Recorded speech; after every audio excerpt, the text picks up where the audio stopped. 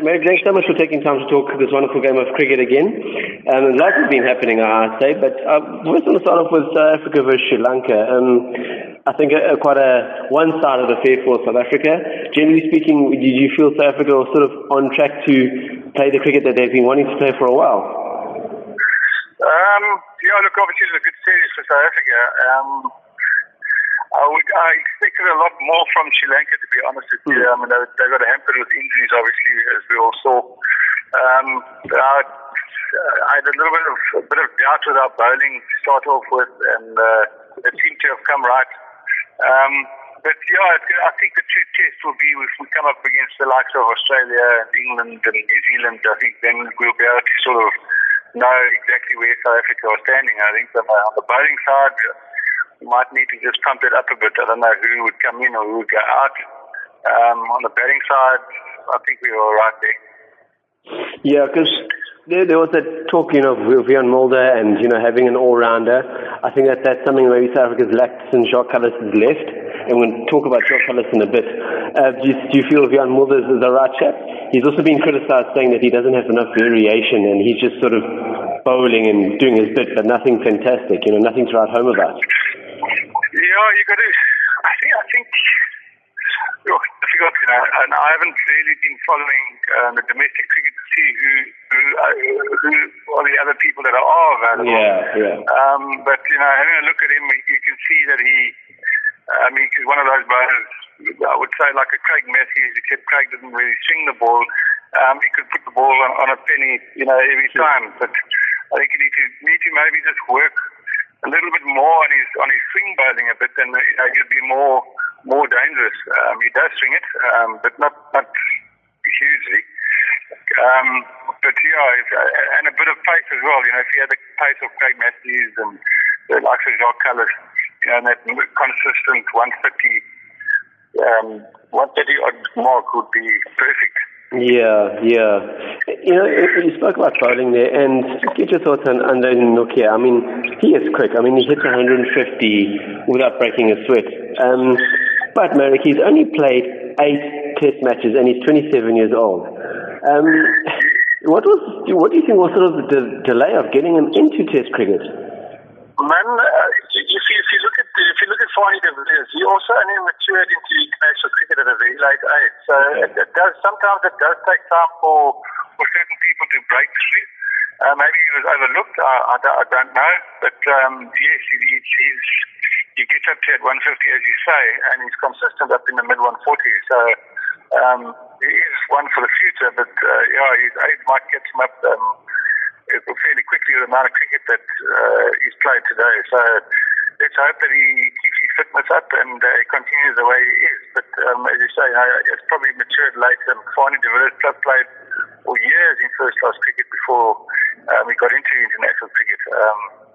And he was also, to be honest with Fanie, I think he retired probably a year or two too early. He's probably with Smith and Kallis as well. But it's one of those things. It probably matured a bit late, and he's there now, so he's got to make sure that he stays fit.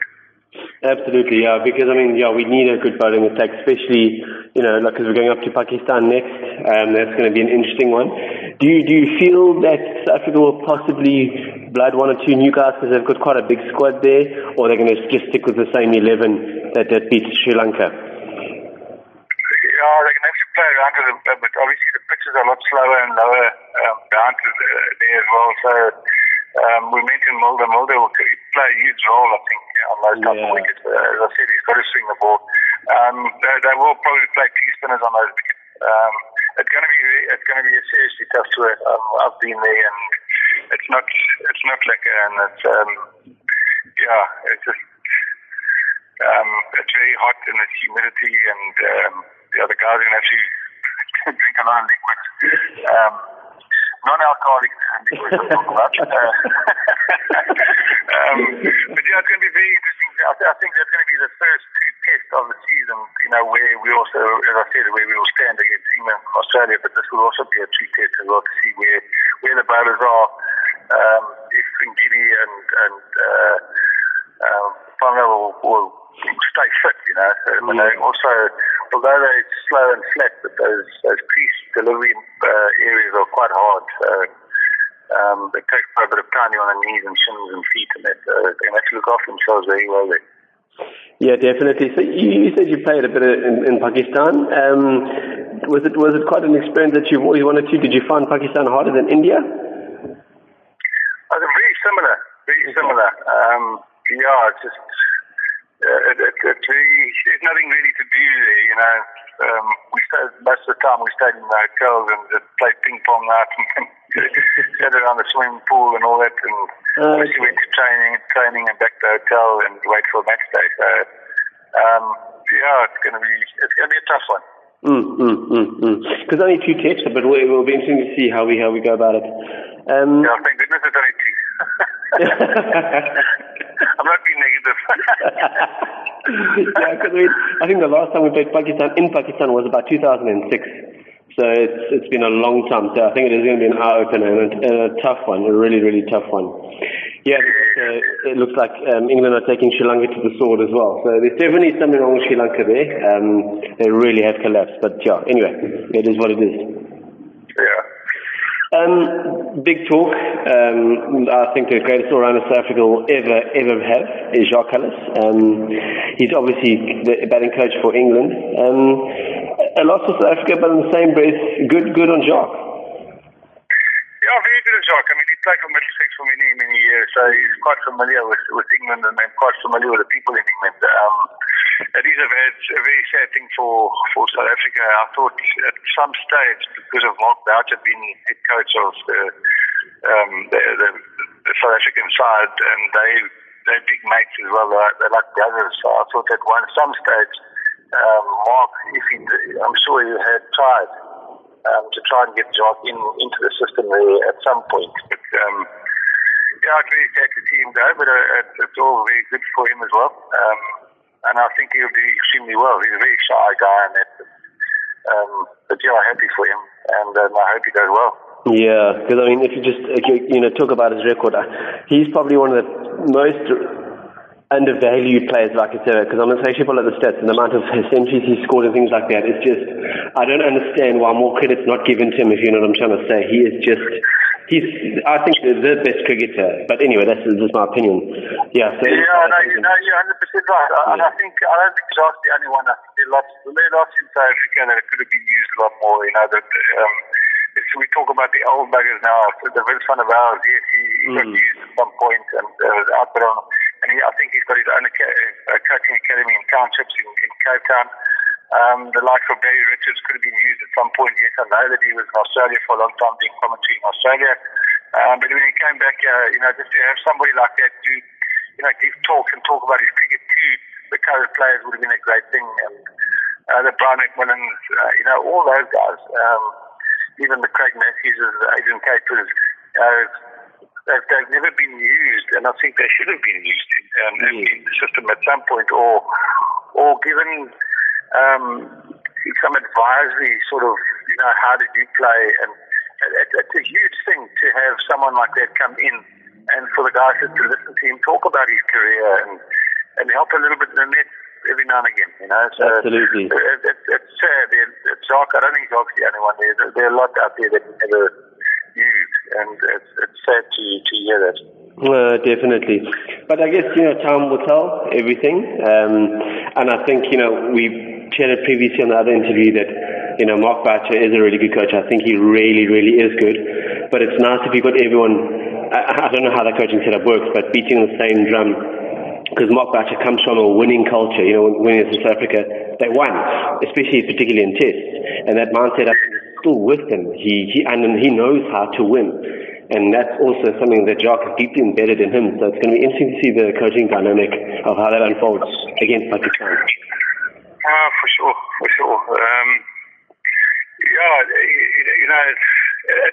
It's just sad. I just can't put my finger on the button there to sort of explain it in more detail. And the point is, it's just very sad not to get more of these ex-players and these old buggers in to help along. Yeah, no, it's true. But Meyrick, there's been a big change in cricket domestically. They're changing to a 15-man team. a 15-team domestic season. Sorry, not 15-man team. But that is something similar that used to, I think, happen in your playing days. So you sort of, for example, you had a Natal A and B, and then you had a first division and second division. Is it something similar to what you guys experienced? Yeah, well, we had the let's call it Eastern Province A and Eastern Province B. That's what it was. I mean, I don't think we didn't have a relegation promotion. Right. It was just Eastern Province A side and the Eastern Province B side. But I think it is a good thing. It's something to look forward to, and for those playing in the B section to be promoted to A section. It is good, and it gives a lot more people opportunities, you know.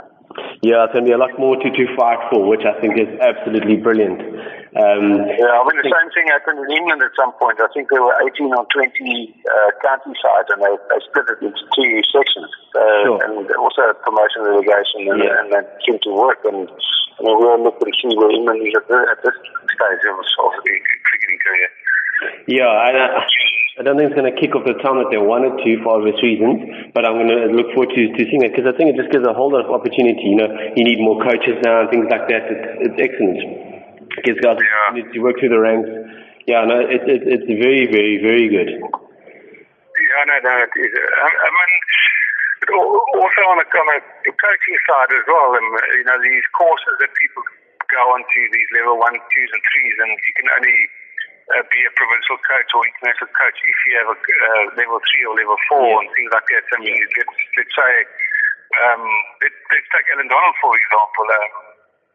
You know, at the time he started coaching, did he have a level 4? I would do away with all these. Why would an international player with so much experience like Alan Donald and Jacques Kallis and Mark Bouters have to go and do these courses? And they know the game the back of their hands. Yes. I understand other people that haven't played the game, yes, go do the course. But for those that have played international cricket or even provincial cricket at a high level, and for so many years and so many years experience, why do you have to do these courses? Because, you know, there's one thing like the likes of Alan Donald and Mark Boucher that they've got in terms of coaching is the experience. They've been in another, they understand, and that's more than anyone who's ever played, who hasn't played international. So I agree with you. I don't understand why they need it. It actually puts them off to a certain degree, sort of saying, well, I mean, you don't need to tell me how to coach guys how to, you know, get focused and be in the moment and get all intense about something. They don't. Yeah, I mean, they should give the coaching. Yeah, I know, it's ridiculous. Other people might have other views. I mean, I'll take myself for example. I actually thought at one point, soon after I retired from provincial cricket and that, he's actually going into umpiring. And I inquired on it, and they said I've got to go on a course to be an umpire. And I said, oh, well, forget about it. That put an end to it. And then I got into coaching, and I think if you play international cricket, you automatically get level 1 and 2. I think it is. I agree with you. Yeah. So, and then, I mean, I applied for some positions in South Africa, and they came back to me and said, well, you haven't got level 3 or level 4, we can't consider you. It's crazy. Like you're the best in bowler South Africa produced. And ostrich farming as well. So I mean, you just got it all together. So, I don't think you can quite get the ostrich farming to a T. You know, you can't stop the things dying; they just die. Yeah, that's true.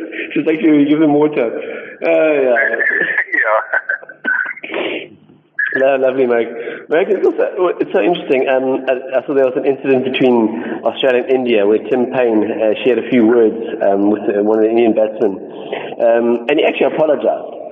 I don't know if, I mean, do you guys normally apologize when you sworn at someone? Not at all, not in our playing days. You know, we obviously gave it, and the Australians are the biggest one to give it. Exactly. If you want to apologise, you can apologise, depending on the circumstances of what it was all about. I heard about it. I never thought. I haven't heard anything. But if it was seriously bad, then you can apologise. But if it's normal, just general banter and trying to make the batsman make mistakes and those type of things, then do it. You know, but don't bring in families and brothers and sisters and mothers and fathers and those type of things. And then you're going on stepping on the wrong foot then. Yeah, because I do understand. They call cricket a gentleman's game. I totally get that, but it has its chirping in it. It's also a mental game. You've got to try and rattle these guys. So I also thought, well, is it getting a bit soft again? Because if guys want to have a word, you've got to try and outwit these guys. It's tough. Yeah, for sure. In our days, yes, the latest stage in my playing career, they started putting those stump mics in, but before they didn't have them, so no one really heard what was going on. So I think it is on national TV, so you got to be careful of what you say on there these days. Yeah, but basically that's how he got caught, because of the stump mic. Yes, it's a bit like Shane Warne and Phil Simmons. What's his name? Andrew Simon. Yeah.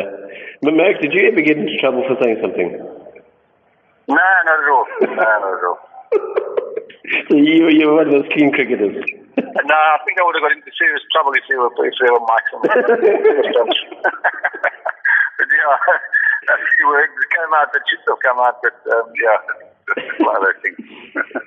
And going on to this Chess Championship now, there's also been talk that some players are saying, well, they're finding it a bit pointless. You play, you win, you get a few points, and that's nice.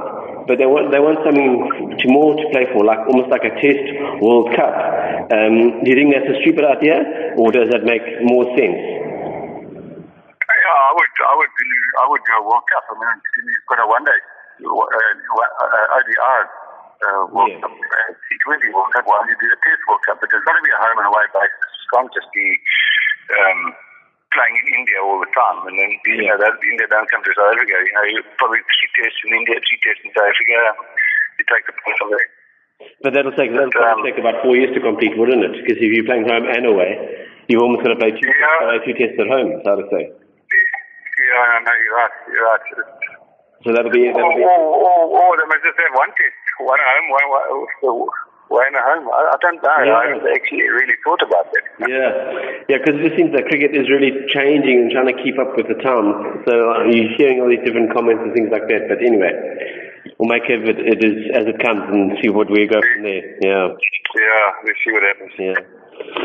Well, Meyrick, it's been really good to have a chat with you and talk about one or two things with cricket. And unfortunately, it's also not quite where I think it should be for a number of reasons.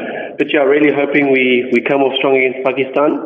But I just want to get your opinion on last one, Mickey Arthur. Do you think he's under a bit of pressure? Mickey's a very good coach. Okay. A coach can only do so much.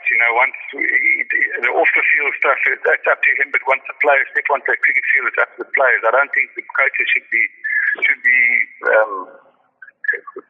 involved with anything else because of that. Mickey is very, very good. He wouldn't have been with Australia and those sides for nothing. He's a top coach and a top man as well. Yeah, no, that's excellent. Well, Meyrick, like I said, it's been really good to chat to you. Thank you so much for your time. It's always interesting on things and see what's happening. But I'm gonna be brave here and say South Africa are going to beat Pakistan in Pakistan. Sure.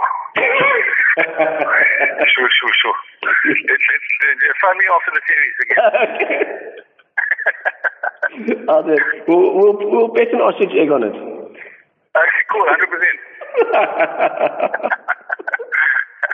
No, that would be excellent.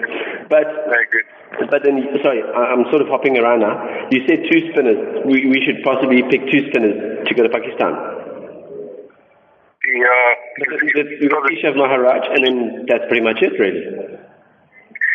Yeah, what's the other guy that lefty? I think he plays for the Dolphins. Mutusami.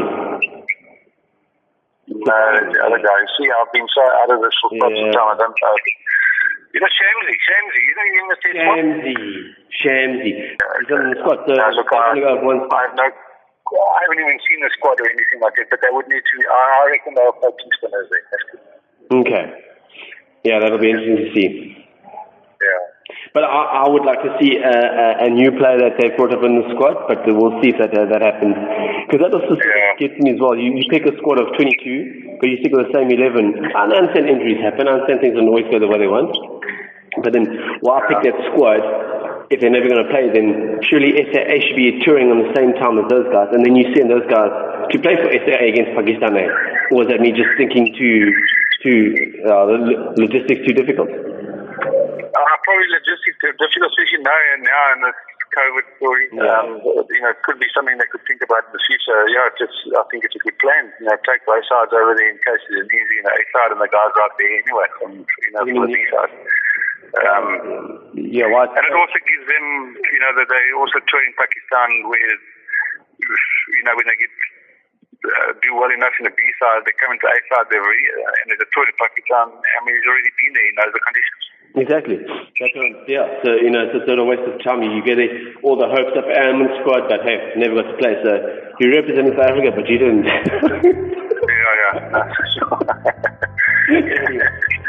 Meyrick. You're a class act. Good to chat to you again. Cool, man. No problems at all. Anytime. We'll chat after the Pakistan series and see who's going to get an We will. Yeah. We will. Cheers, boy. Come on, man. All the way. Take care. Cheers, man. Cheers. Bye.